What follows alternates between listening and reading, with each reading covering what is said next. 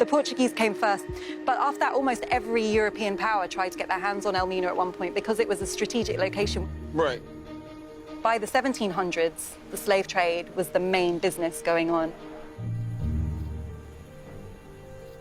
So one of the things that most strikes me, Sam, about coming in here is that building. This part right here? Yeah, this square bit in the Okay. middle.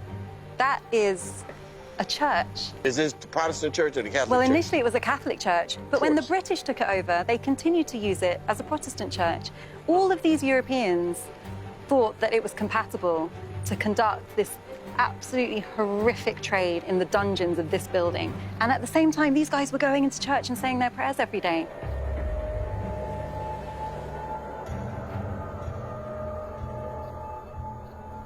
One of the things that I think is most upsetting is the kind of sexual abuse that happened here. So in the governor's bedroom, there's a trapdoor in the floor, and it leads through some ladders directly down into the women's dungeon.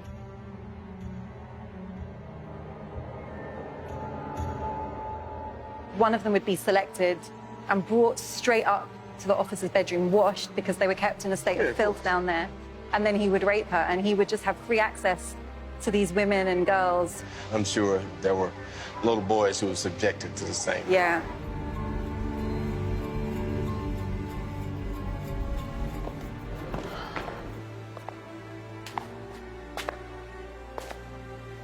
This is where people who were enslaved were held until it was time for them to be shipped out onto vessels waiting here.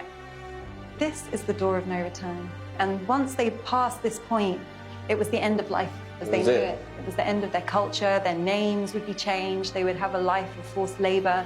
Their children and their children's children would be born into slavery. And so this was really the end of their freedom.